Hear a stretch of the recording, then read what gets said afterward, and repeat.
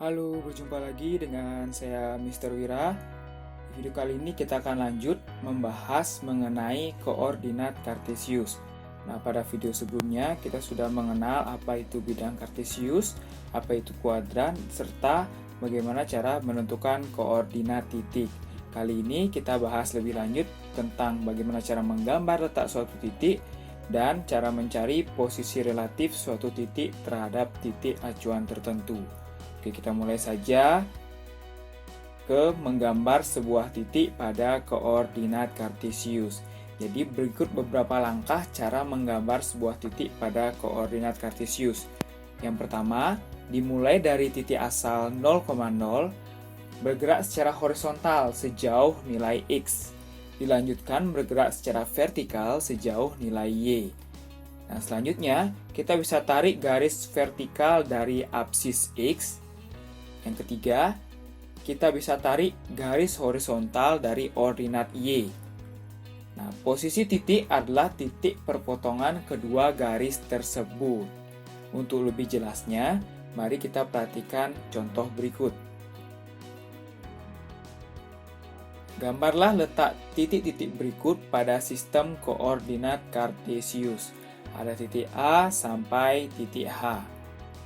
Nah, untuk menggambarkan titik ini pada sistem koordinat kartesius, misalkan pada titik A, kita tentukan bahwa titik A tersebut memiliki apsis 2 atau nilai X-nya 2. Nah, jadi untuk gambar lengkapnya dari titik A sampai titik H yaitu seperti ini. Nah, kalian perhatikan untuk titik A, kita harus melihat dulu dari sumbu X-nya ya. Sumbu X-nya itu atau nilai X-nya bernilai 2. Lalu nilai Y-nya bernilai 6. Jadi kita bisa hubungkan ya. Kita bisa tarik garis vertikal dan garis horizontal, dan titik temunya yaitu pada titik A ini, 2,6. Begitu pula pada titik B, 3,0, berarti nilai Y-nya bernilai 0. Nah, sehingga titik bisa kita buat berada pada sumbu X ya, tepat pada bilangan 3 ini atau angka 3 ini. Jadi titik B 3,0. Begitu pula cara mencari titik-titik yang lainnya. Untuk titik C negatif 2,3, kita lihat pada sumbu X terlebih dahulu nilai negatif 2-nya. Berikutnya pada sumbu Y kita lihat nilai 3. Sehingga kita hubungkan titik tersebut atau nilai tersebut ya. Sehingga dipertemukan di titik C yaitu negatif 2,3. Contoh berikutnya. Menentukan koordinat titik. Ada A, titik B, titik C, dan titik D. Nah, ketika sudah membuat keempat titik ini, bangun apakah yang terbentuk jika titik-titik tersebut dihubungkan dengan garis?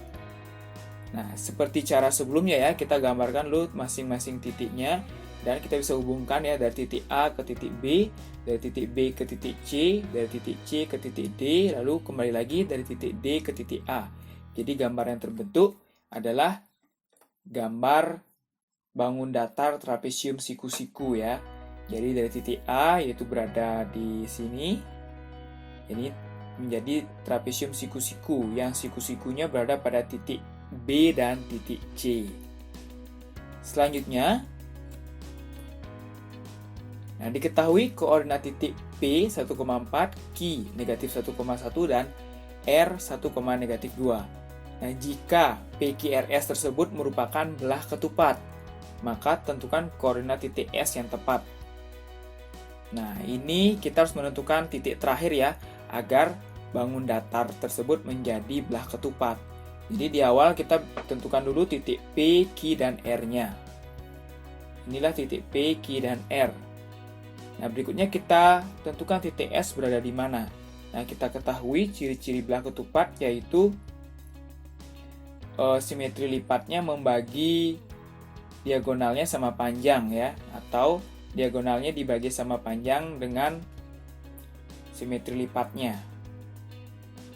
Sehingga kita perhatikan dari titik Q ke pusat ini ya, ke pusat belah ketupatnya itu berjarak 2, atau dari titik Q ke 1,1 ini berjarak 2. Sehingga dari 1,1 ini ke kanan harus berjarak 2 ya untuk menentukan titik S.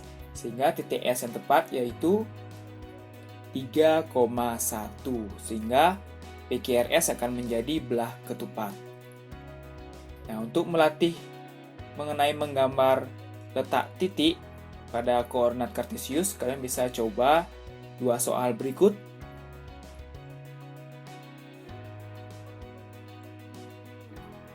Oke, selanjutnya cara menentukan posisi relatif benda terhadap acuan tertentu. Mari kita lihat beberapa titik pada koordinat kartesius berikut. Nah, jika kita menentukan letak suatu titik dari acuan atau titik awalnya yaitu dari 0,0, kita bisa katakan bahwa titik A, B, C tersebut yaitu 2,6, 5,5, dan negatif 4,3. Mengapa demikian? Nah, jika kita perhatikan dari titik 0,0 menuju ke titik A, dia akan 2 langkah ke kanan terlebih dahulu, baru 6 langkah ke atas ya. Jadi 2 langkah ke kanan dan 6 langkah ke atas sehingga akan sampai di titik A. Maka dari itu kita bisa menyebutnya 2,6. Atau dari titik 0,0 menuju titik C, ini akan menuju 4 langkah ke kiri, lalu 3 langkah ke kanan. Sehingga kita bisa tuliskan negatif 4,3 ya. Jadi ke kiri tersebut nilainya negatif, atau nanti ke bawah akan nilainya negatif. Nah, sekarang bagaimana jika yang menjadi titik acuannya yaitu A? Titik A tersebut menjadi titik awal atau titik acuan. Ingin menuju ke titik B. Ya, jika ingin menuju ke titik B dari titik awal yaitu 2,6, ya, kita harus melangkah sebanyak 3 satuan ke arah kanan ya. Melangkah ke kanan sebanyak 3 satuan dan melangkah ke bawah sebanyak 1 satuan. Sehingga inilah yang disebut dengan posisi relatif terhadap acuan tertentu ya, selain 0,0. Nah, sehingga posisi relatif titik B terhadap titik A adalah 3,-1, yang artinya 3 langkah ke kanan, 1 langkah ke bawah. Nah, itu cara mencari posisi relatif dengan melihat gambar koordinatnya ya, atau gambar letak titiknya. Nah, posisi relatif titik B, X2, Y2 terhadap titik acuan A, X1, Y1 bisa kita cari tanpa melihat gambar. Jadi kita hanya perlu mengurangkan masing-masing nilai X dan masing-masing nilai Y-nya, yaitu X2 dikurangi X1 dan Y2 dikurangi Y1. Oke, kita akan perjelas dengan contoh. Tentukan posisi relatif titik C dari titik acuan A. Nah, jadi dari titik awal A menuju ke titik C. Jadi kalau dari gambar, dari titik A ke titik C itu 1, 2, 3, 4, 5, 6. 6 langkah ke kiri dan 1, 2, 3 langkah ke bawah ya. Jadi posisi relatifnya akan menjadi 6,-3. Nah, kita coba tanpa menggunakan gambar. Jadi masing-masing kita kurangkan ya. Nilai X pada C dan nilai X pada A.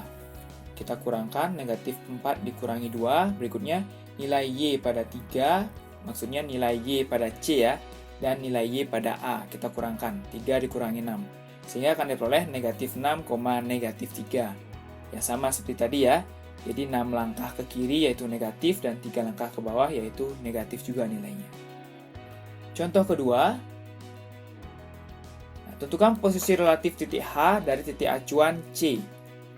Jadi titik awalnya C menuju ke titik H.